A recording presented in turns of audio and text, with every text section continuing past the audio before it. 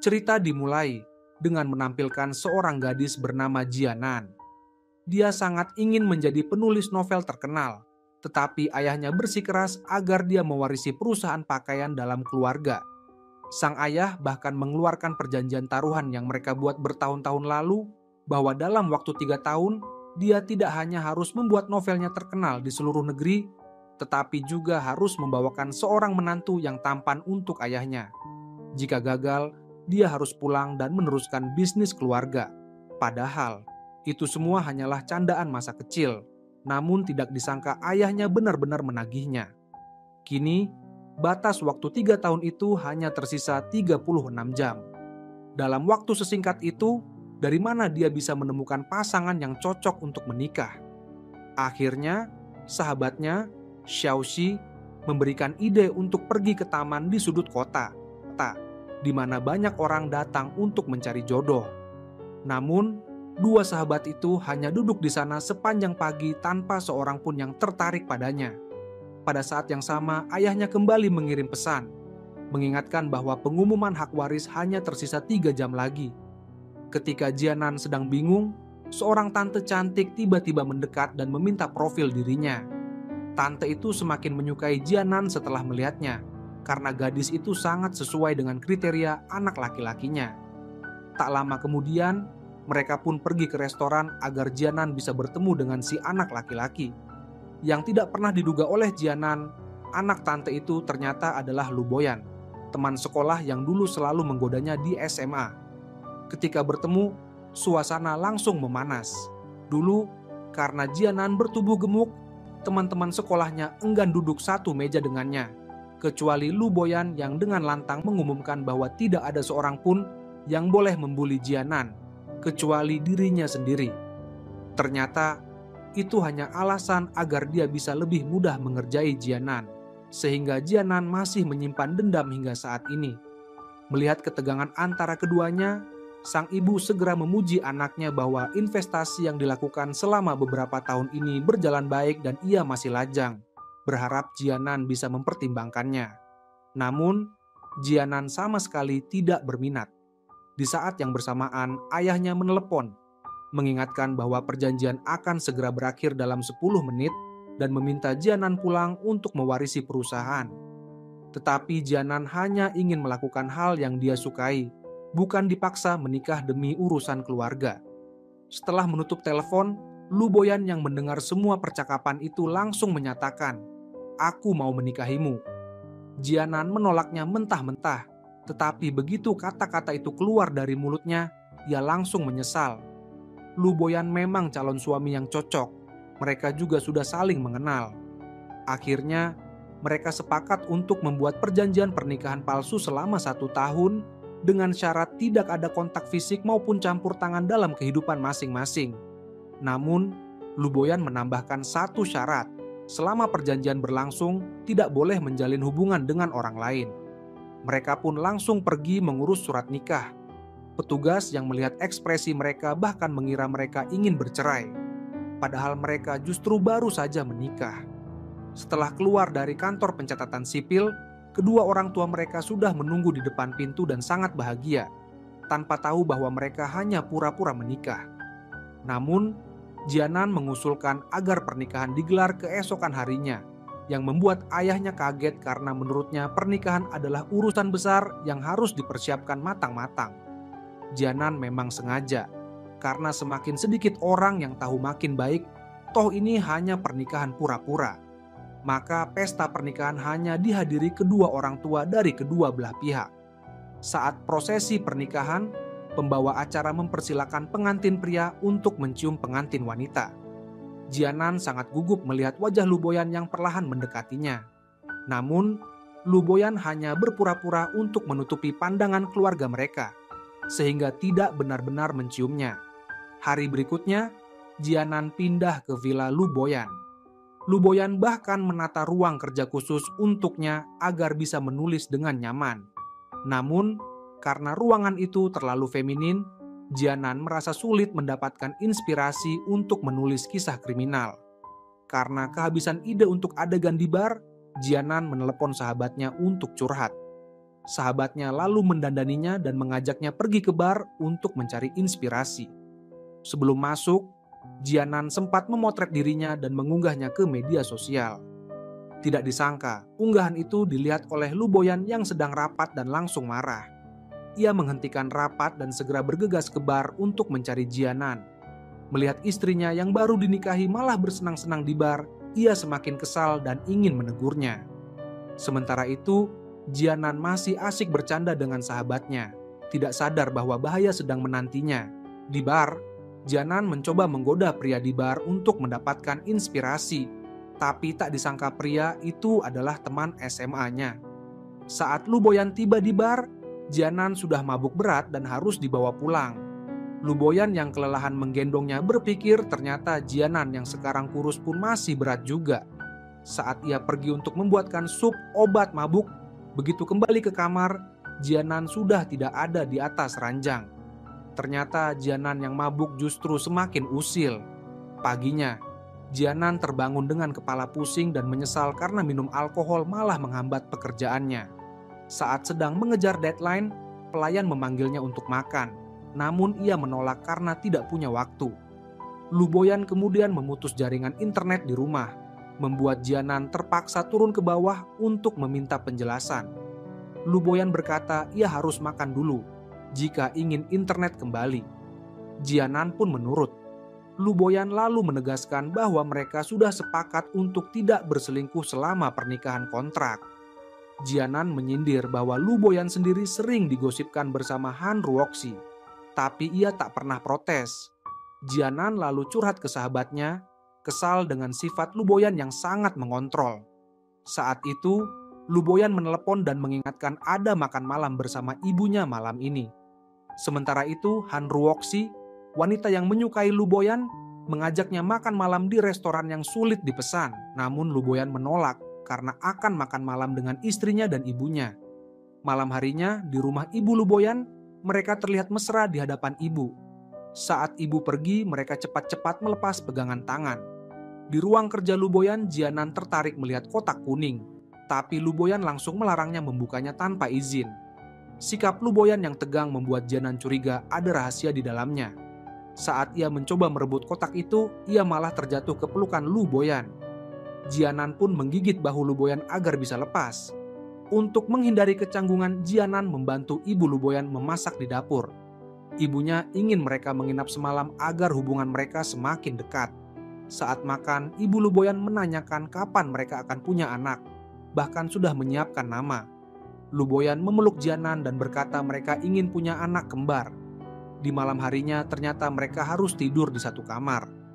Jianan baru sadar dirinya masuk perangkap Lu Boyan. Ia pun protes, tetapi Lu Boyan malah menggoda. Sebagai suamimu, bagaimana mungkin aku membiarkanmu tidak sabar? Ibu Lu Boyan, yang tahu mereka hanya menikah kontrak, sengaja membuat mereka menginap dan menyiapkan piyama untuk Jianan. Saat itu Jianan mendapat telepon dari kantor agar segera menyerahkan naskah. Ia pun kepikiran untuk memanfaatkan situasi tidur satu kamar dengan Lu Boyan sebagai inspirasi menulis. Ia pun merekam percakapan mereka dengan alat perekam yang disembunyikan di dadanya. Namun, saat hendak mendekati Lu Boyan untuk mencari inspirasi, ia malah terpeleset dan jatuh menimpa tubuh Lu Boyan, hingga mereka hampir berciuman. Ibu Lu Boyan yang mendengar suara teriakan merasa puas. Keesokan paginya, Jianan terbangun dan mendapati dirinya tidur satu ranjang dengan Lu Boyan. Bahkan tangan Lu Boyan melingkar di bahunya. Ia pun panik dan menendang Lu Boyan dari tempat tidur. Ibu Lu Boyan yang melihat wajah Jianan yang memerah langsung paham. Lalu menasihati anaknya untuk menjaga kesehatan. Jianan meminta maaf pada Lu Boyan karena reaksi spontan tadi dan meminta agar kejadian itu dianggap tidak pernah terjadi. Namun, Lu Boyan justru merasa sakit pinggang. Dan yang lebih membuatnya kesal, saat menelepon Jianan, ia mendengar suara pria lain di samping istrinya. Karena cemburu, Lu Boyan membatalkan rapat dan mencari Jianan di pusat perbelanjaan, berharap bisa berkencan romantis dan memberi inspirasi menulis, agar Jianan tidak lagi mencari pria lain sebagai bahan cerita. Namun, Jianan malah mengajaknya makan di restoran hotpot. Awalnya, Lu Boyan enggan, karena tidak biasa makan makanan seperti itu. Tapi setelah mencoba, ia malah lahap makan lebih dari 200 tusuk sate. Ia bahkan memotret makanannya dan mengirimkannya pada asistennya, yang saat itu sedang bersama Han Ruoxi. Han Ruoxi yang tahu Lu Boyan memiliki masalah lambung, kaget melihatnya makan makanan pedas. Benar saja, tak lama kemudian Lu Boyan sakit perut dan harus dibantu Jianan masuk mobil. Ia menolak pergi ke rumah sakit, mengatakan ini hanya penyakit lama dan akan sembuh sendiri. Baru saja mereka tiba di rumah, terdengar suara ketukan pintu. Ternyata Han Ruoxi datang. Melihat Jianan di rumah Lu Boyan, Han Ruoxi bertanya-tanya siapa dia. Jianan gugup dan mengaku sebagai sepupu Lu Boyan, sesuai dengan pernyataan Lu Boyan untuk menjaga rahasia pernikahan mereka. Han Ruoxi merasa lega, lalu memberikan obat lambung pada Lu Boyan. Namun, Lu Boyan tidak ingin Jianan salah paham dan meminta Han Ruoxi fokus pada pekerjaannya, tidak mencampur adukan urusan pekerjaan dan pribadi. Setelah Han Ruoxi pergi, Lu Boyan marah karena harus berpura-pura sebagai sepupu. Padahal mereka adalah suami istri yang sah. Jianan membela diri karena memang harus menjaga rahasia di depan orang lain. Karena kesal, Lu Boyan bahkan menolak minum obat yang diberikan pelayan. Jianan kemudian memasak bubur khusus untuk lambung dan memintanya untuk diminum saat masih hangat. Setelah meminum bubur itu, Lu Boyan menatap Jianan, berpikir mungkin buburnya tidak enak, tapi ternyata rasanya sangat panas. Ia pun spontan memarahi Jianan yang menurutnya bodoh, tapi kemudian membawa obat semprot untuk membantu mengatasi rasa sakit di tenggorokan Jianan. Saat menyemprotkan obat, Jianan panik dan menarik Lu Boyan hingga jatuh di atas ranjang, dan mereka pun tanpa sengaja berciuman. Setelah kejadian itu, Jianan jadi canggung menghadapi Lu Boyan.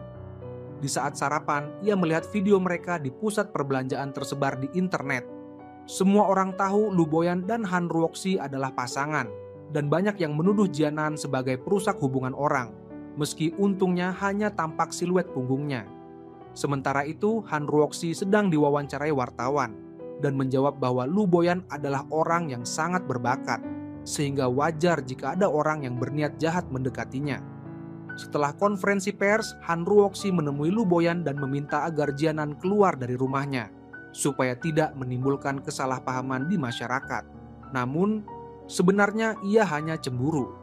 Lu Boyan menolak dan meminta Han Ruoxi fokus pada pekerjaan.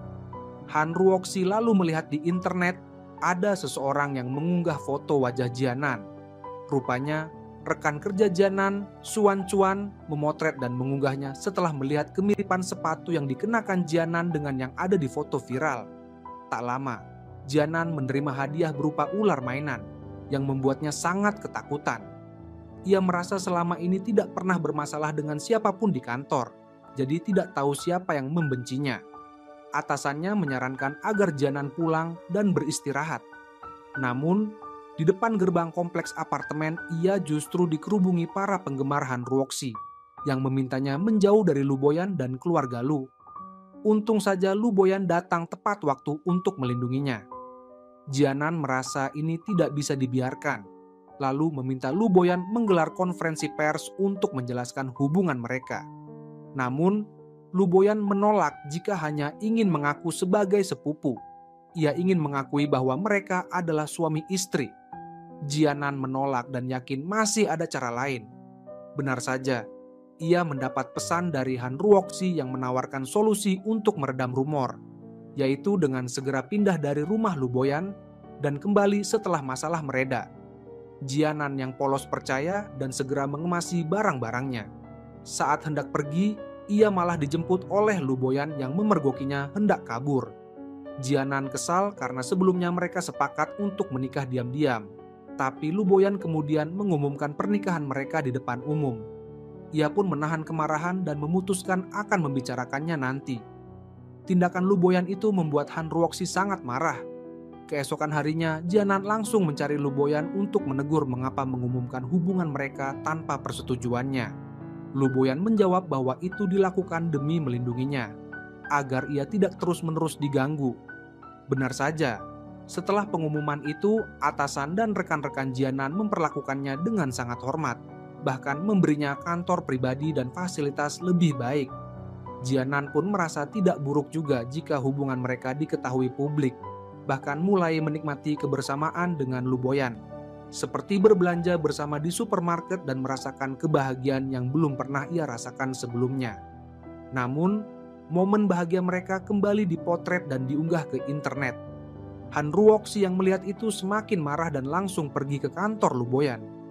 Ia menemukan foto pernikahan Lu Boyan dan Jianan di meja kerja, lalu secara tidak sengaja menemukan surat perjanjian pernikahan kontrak mereka. Han Ruoxi mengonfrontasi Lu Boyan, menuduh bahwa pernikahan mereka hanyalah sandiwara. Semua itu didengar oleh Jianan yang kebetulan datang, membuatnya merasa dikhianati dan memutuskan untuk menjaga jarak dengan Lu Boyan. Lu Boyan yang tidak tahu apa-apa masih merasa bahagia dan mengajak Jianan pergi bulan madu. Namun, setibanya di rumah, sikap Jianan berubah dingin dan tak tertarik mendengar rencana bulan madu mereka. Lu Boyan kebingungan dengan perubahan sikap istrinya. Shubo, pelayan di rumah, menasihati bahwa wanita memang kadang memiliki hari-hari tidak enak badan setiap bulan. Lu Boyan pun berinisiatif membuatkan air gula merah untuk Jianan. Namun tetap saja Jianan bersikap dingin dan menghindar dengan alasan butuh ketenangan untuk menulis. Akhirnya Lu Boyan pergi sendiri untuk perjalanan bisnis. Sikap Jianan yang sengaja menghindar justru memberi kesempatan pada Han Ruoxi untuk mendekati Lu Boyan. Han Ruoxi datang jauh-jauh untuk menunjukkan perhatian dan berusaha merayu Lu Boyan. Jianan yang sedang kesal makin terluka saat melihat kemesraan mereka. Xiaoxi yang prihatin mengajak Jianan dan Jiang Shaokai mendaki gunung agar bisa menghibur diri, tetapi malah terjadi kecelakaan. Jiang Shaokai digigit ular. Peristiwa itu membuat hubungan Jianan dan Lu Boyan berada di ujung kehancuran. Lu Boyan yang sedang bertemu klien mendapat pesan dari Shubo bahwa Jianan digigit ular saat mendaki. Ia segera meninggalkan klien dan bergegas ke rumah sakit, namun ia malah melihat pemandangan yang membuat hatinya sakit. Ia langsung menarik Jianan keluar dari ruang perawatan dan mengingatkan bahwa ia adalah Nyonya Lu dan harus pulang. Jianan menegaskan bahwa selama ini ia tidak pernah mengatur hubungan Lu Boyan dengan wanita lain, jadi ia juga ingin kebebasan yang sama. Namun, Lu Boyan bersikeras bahwa Jianan harus pulang setiap malam pukul 9. Jianan yang merasa dikekang justru sengaja melawan dan pergi berpesta ke bar bersama sahabatnya.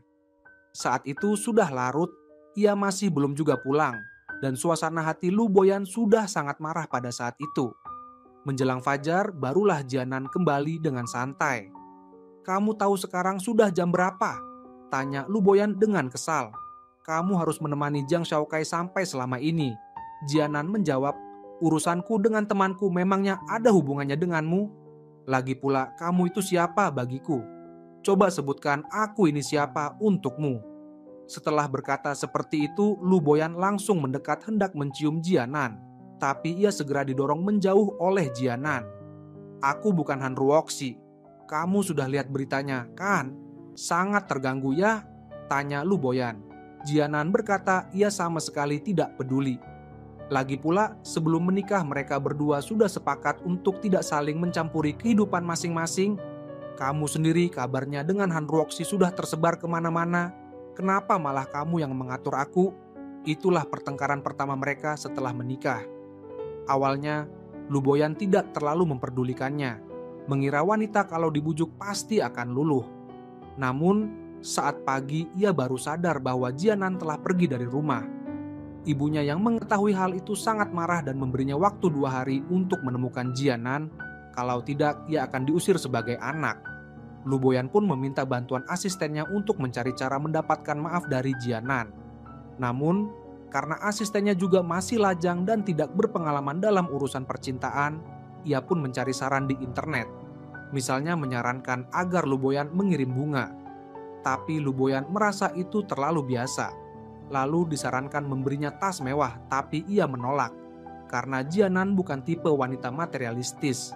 Saat ini, yang perlu dilakukan adalah segera meluruskan kabar miring tentang Han Ruoxi, agar tidak terjadi kesalahpahaman lagi. Lu Boyan pun memerintahkan asistennya untuk menghubungi Han Ruoxi agar secara sepihak mengklarifikasi di depan umum. Asalkan Han Ruoxi mau menurut, kerjasama mereka akan tetap berlanjut. Han Ruoxi memang secara terbuka mengklarifikasi kepada wartawan bahwa hubungannya dengan Lu Boyan hanya sebatas pekerjaan dan berharap publik tidak terlalu menghakimi. Namun, benih kebencian sudah mulai tumbuh di hatinya. Sementara itu, ayah Jianan sangat marah setelah membaca berita tersebut, merasa putrinya baru saja menikah sudah dipermalukan, dan menuntut mereka untuk segera bercerai dan meminta Jianan pulang untuk mewarisi usaha keluarga. Untungnya, Lu Boyan datang tepat waktu untuk membantunya keluar dari masalah rumor itu. "Kamu sebentar lagi akan melihat beritanya," katanya. Kali ini, Jianan pun tidak lagi marah pada Lu Boyan. Keluar dari kantor ayahnya, Lu Boyan menunjukkan berita klarifikasi dari Han Ruoxi. Barulah Jianan sadar telah salah paham padanya. Lu Boyan juga berjanji bahwa kejadian seperti ini tidak akan terulang lagi. Hubungan mereka pun perlahan membaik. Lu Boyan bahkan mengajak Jianan naik biang lala di tempat yang dulu mereka kunjungi saat SMA, mengenang masa lalu sehingga suasana hati Jianan menjadi sangat baik. Namun, masa-masa bahagia itu tidak berlangsung lama. Perusahaan keluarga Jianan akan merayakan ulang tahun, dan ayahnya meminta Lu Boyan memberikan masukan, karena otak anak muda lebih kreatif dan punya ide-ide segar. Untuk tidak mengecewakan ayah mertuanya, Lu Boyan memutuskan untuk menari dansa pembuka bersama Jianan di hari ulang tahun perusahaan. Selain bisa mencairkan suasana, hal itu juga menunjukkan kepada semua orang bahwa hubungan suami istri mereka sangat baik, sehingga Han Ruoxi tidak akan punya kesempatan lagi untuk ikut campur. Namun, Han Ruoxi yang mengetahui rencana itu menjadi sangat marah. Sebab, biasanya Lu Boyan paling tidak suka pamer di depan umum. Tapi kini demi Jianan, ayah rela melanggar prinsipnya sendiri. Ini membuktikan betapa pentingnya Jianan bagi Lu Boyan. Tapi Han Ruoxi tidak akan membiarkan hal itu terjadi. Ia segera menelepon asisten presiden Yu Chuan untuk menanyakan di mana Jianan memesan gaun pesta ulang tahun itu. Saat itu Jianan sedang mencoba gaun dan sangat menyukai yang berwarna merah. Setelah selesai mencoba, sebelum sempat pergi, Han Ruoxi muncul. Jianan bahkan malas menyapanya. "Nona Su, kebetulan sekali ya," sapa Han Ruoxi. "Bagaimana bisa tidak menyapa?" balas Jianan. "Harap panggil aku Nyonya Lu." Han Ruoxi meremehkan. "Kalian juga akan bercerai setahun lagi, apa perlu aku mengubah panggilan?" Saat pesta, Jianan datang bersama Lu Boyan dengan gaun yang telah dipilih dengan hati-hati. Tapi ternyata gaunnya sama persis dengan yang dikenakan Han Ruoxi, seorang selebritas terkenal. "Nyonya Lu, gaun Anda dan Nona Han sama persis. Menurut Anda siapa yang lebih cocok memakai warna merah?" tanya seseorang. Jianan menjawab diplomatis, "Itu tergantung selera masing-masing." Lu Boyan menekankan bahwa gaun Jianan adalah hasil rancangan khusus dari desainer ternama. Ia juga menawarkan untuk memperkenalkan desainer itu pada Han Ruoxi jika ia berminat. Seluruh usaha Han Ruoxi untuk mempermalukan Jianan malah berbalik menjadi malu sendiri. Sebelumnya, Han Ruoxi sengaja menyiapkan gaun yang sama karena melihat Jianan mencoba gaun itu di toko. Tujuannya agar Jianan kalah saing. Ia tak menyangka justru dirinya yang malu. Namun, Han Ruoxi tidak menyerah. Ia menunggu momen yang tepat. Melihat Lu Boyan dan Jianan menari dansa pertama, ia semakin kesal. Ketika Jianan pergi ke kamar mandi, Han Ruoxi merasa inilah saat yang tepat, lalu meminta Lu Boyan menari bersamanya. Tapi Lu Boyan mengabaikannya. "Cuma menari saja. Anggap saja aku menjaga rahasia kalian yang akan bercerai setahun lagi."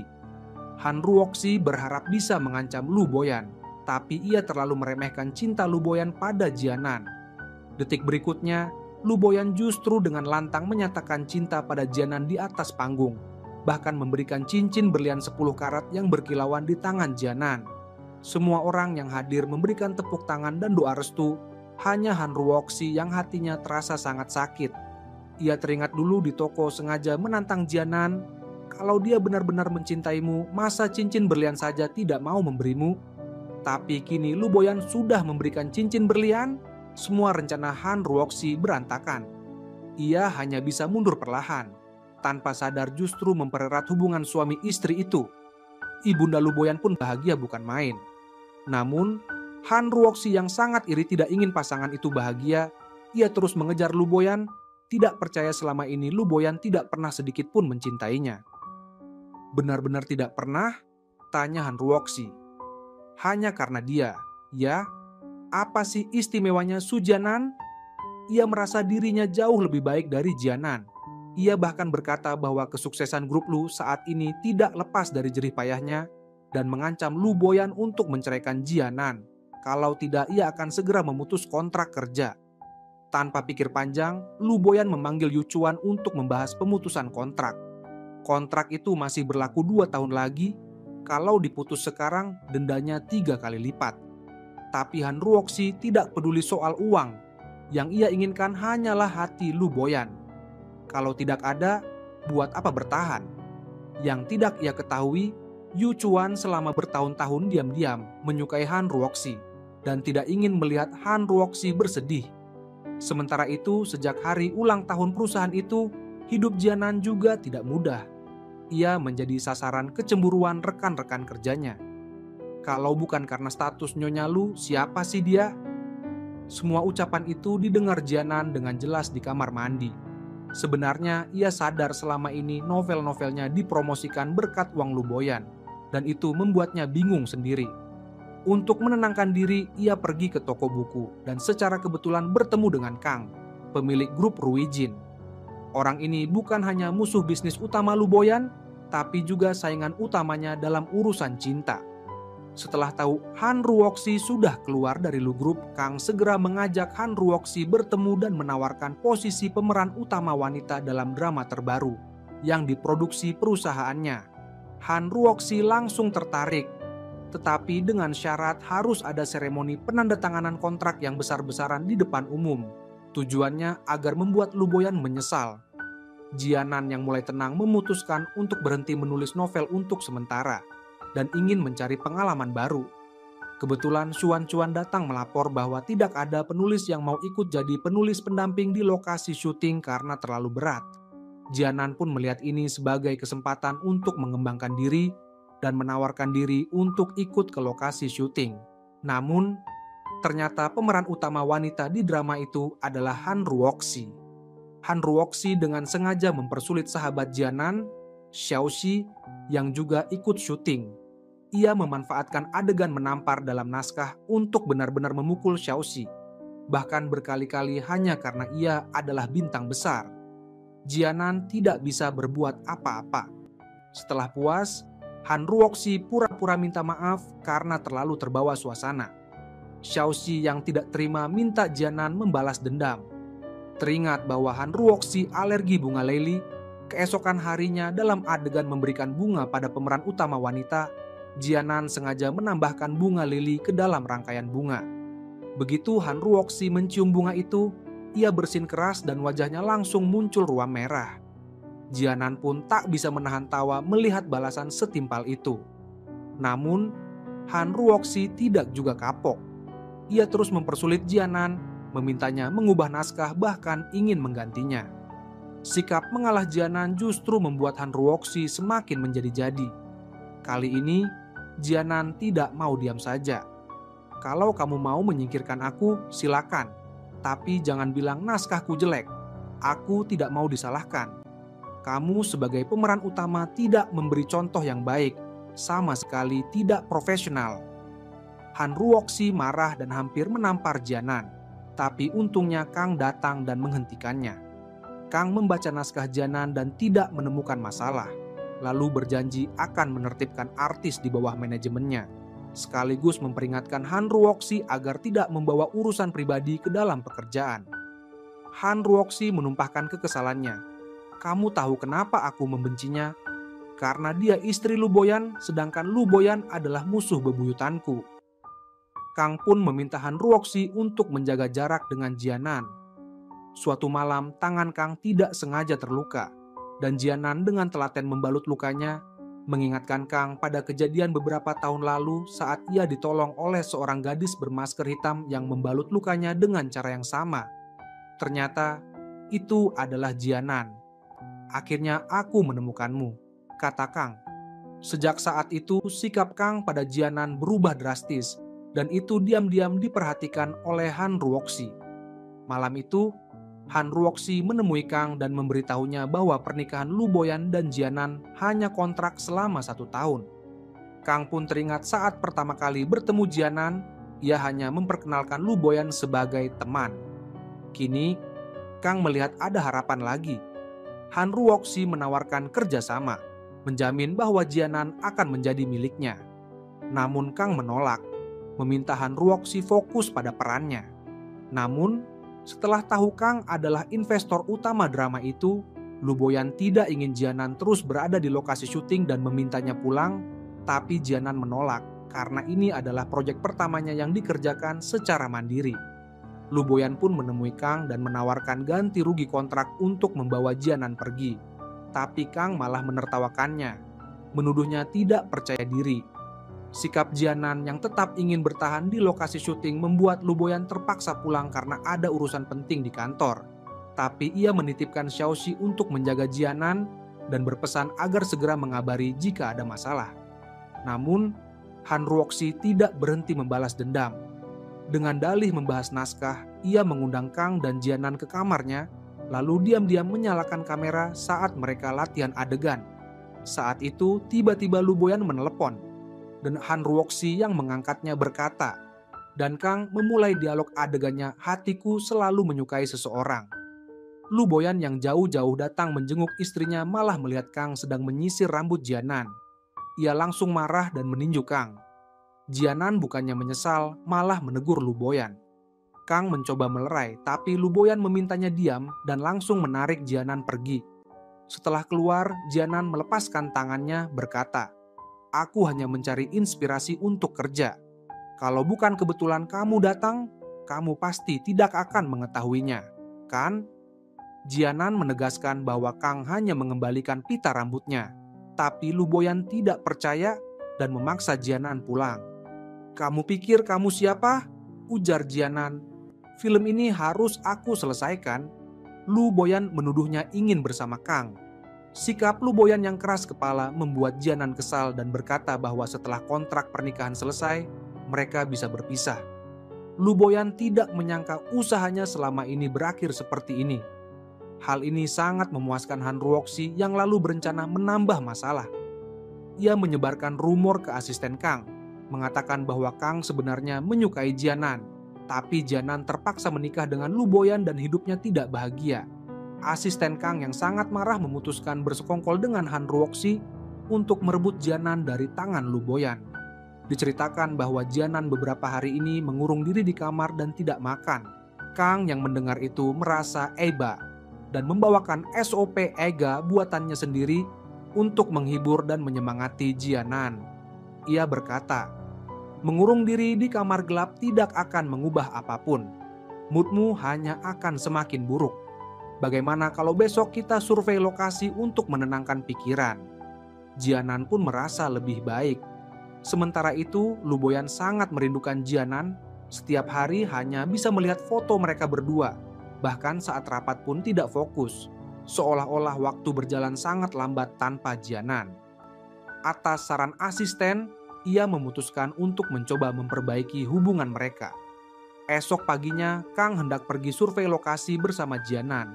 Tapi asistennya bilang ada urusan penting dari sutradara. Asistennya menawarkan diri menemani Jianan, dan Kang pun mengalah.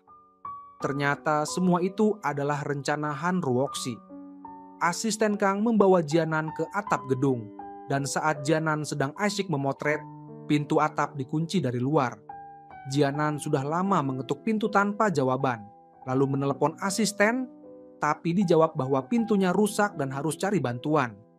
Jianan yang polos percaya saja, padahal langit makin gelap dan hujan akan turun. Han Ruoxi berkata pada asisten bahwa belum saatnya mengabarkan Kang. Ia ingin agar Jianan dalam keadaan paling putus asa dan tak berdaya. Lalu seseorang datang menolongnya supaya selalu diingat sepanjang hidup. Namun, rencana tidak selalu berjalan sesuai harapan. Lu Boyan yang buru-buru pulang mencari Jianan menemukan rumah kosong dan segera menelepon. Jianan menjawab, Aku terjebak di atap gedung kosong di Jalan Nanping. Cepat datang selamatkan aku." Lu Boyan menenangkannya agar mencari tempat aman, ia akan segera datang. Namun dihadang Han Ruoxi yang berusaha mengulur waktu dengan memeluk dan menyatakan cinta. Tapi Lu Boyan yang cemas menyingkirkannya dan Han Ruoxi menelepon asisten Kang. Kang yang mendengar Jianan dalam bahaya segera meninggalkan pekerjaannya dan bergegas menolong. Tapi saat tiba, Lu Boyan sudah lebih dulu menyelamatkan Jianan dan mereka berdua sudah berbaikan. Kang pun hanya bisa pergi dengan diam-diam. Setelah berdamai, Jianan akhirnya tahu bahwa kotak kuning yang pernah dilihat di rumah Lu Boyan ternyata berisi foto-foto mereka berdua saat SMA. Ia tidak menyangka Lu Boyan masih menyimpan semuanya dan merasa sangat terharu hingga mencium Lu Boyan. Semuanya berjalan ke arah yang lebih baik. Tak lama, tibalah hari ulang tahun Lu Boyan. Jianan bersama Xiaoxi memutuskan memberi hadiah spesial, yaitu dirinya sendiri. Ia bersembunyi dalam kotak hadiah besar dan mengirimnya ke kantor Lu Boyan. Tapi Lu Boyan yang baru selesai rapat malah marah melihat paket besar tak dikenal di kantornya. Lalu menyuruh petugas kebersihan membuangnya. Tanpa disadarinya, kotak hadiah itu dibawa ke tempat pembakaran sampah. Saat pulang ke rumah dan tidak menemukan Jianan, barulah ia sadar kotak pink besar di kantornya tadi adalah tempat Jianan bersembunyi. Ia panik menelpon Jianan. Tapi ternyata Jianan tidak membawa ponsel. Ia langsung tancap gas ke tempat pembakaran, bertanya pada petugas apakah ada kotak pink. Petugas bilang, semua sampah sudah masuk tempat pembuangan sampah. Lu Boyan panik berlari ke tempat pengolahan sampah, tiba-tiba mendengar seseorang memanggil namanya. Ternyata Jianan masih selamat. Ia langsung memeluk Jianan erat-erat, merasa hampir kehilangan istrinya karena kelalaiannya sendiri. Setelah pulang, Lu Boyan menasihati Jianan agar jangan pernah lagi melakukan hal bodoh seperti itu.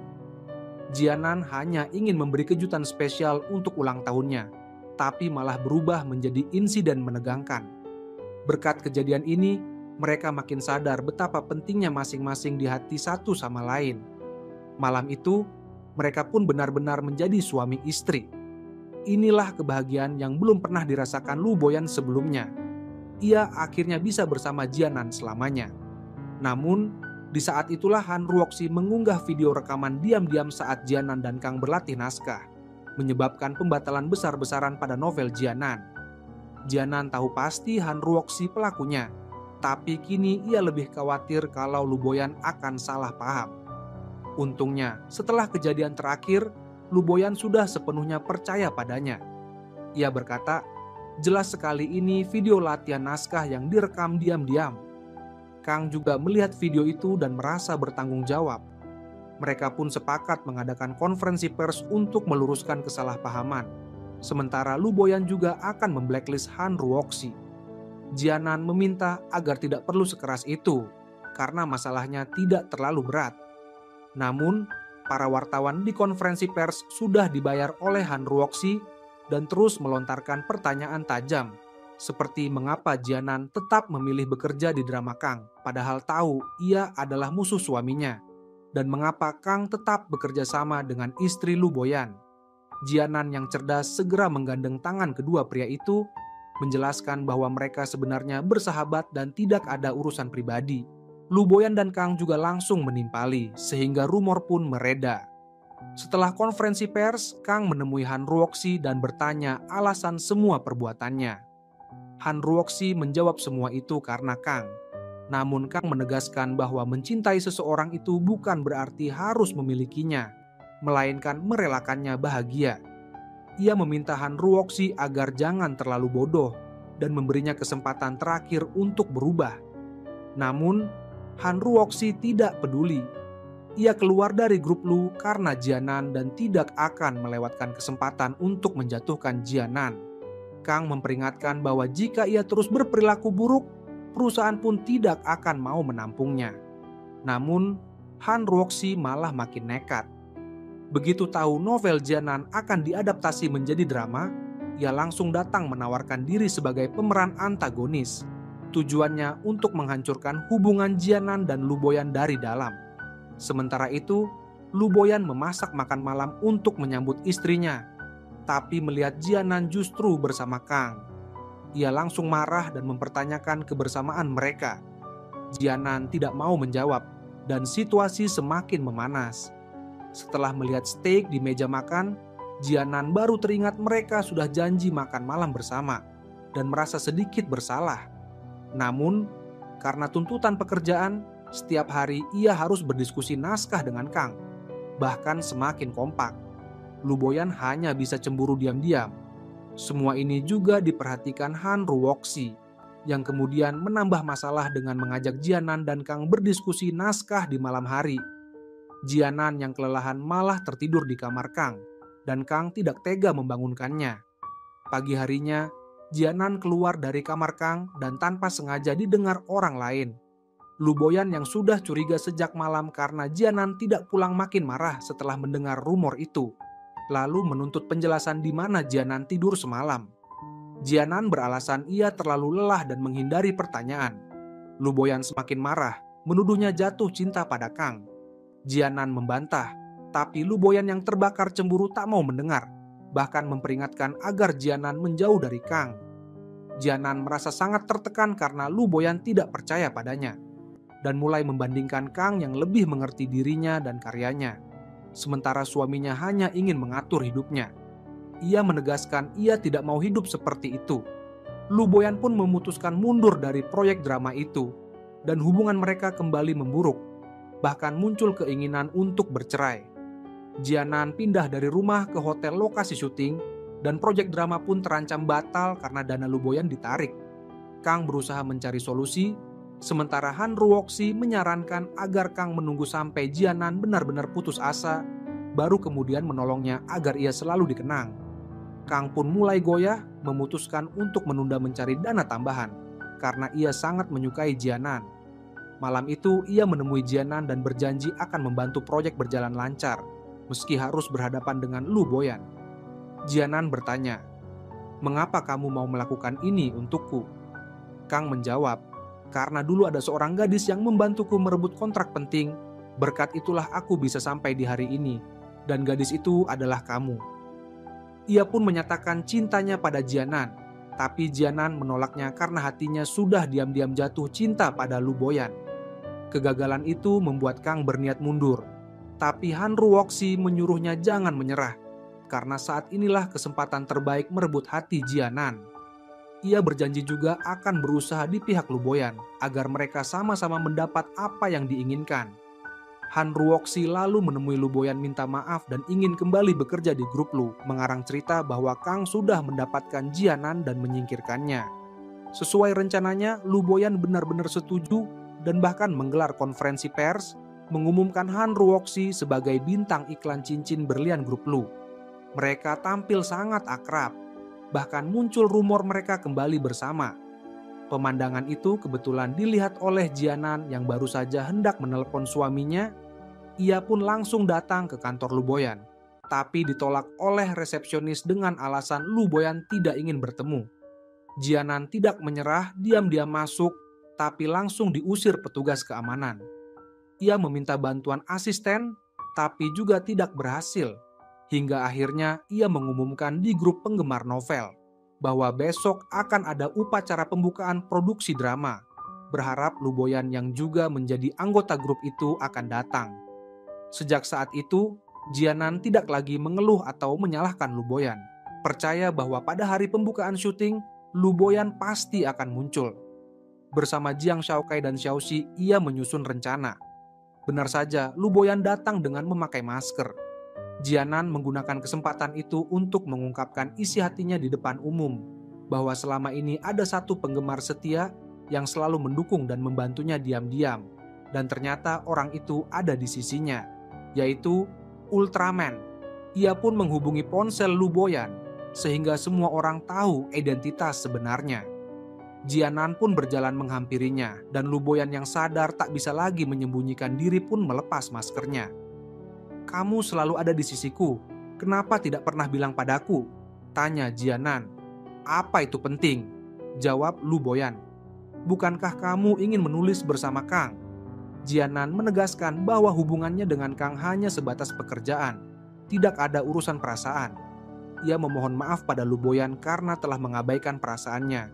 "Lu Boyan, aku tidak bisa hidup tanpamu." Lu Boyan menantang, "Kamu hanya bilang, Mana buktinya? Kemudian Jianan menciumnya di hadapan semua orang.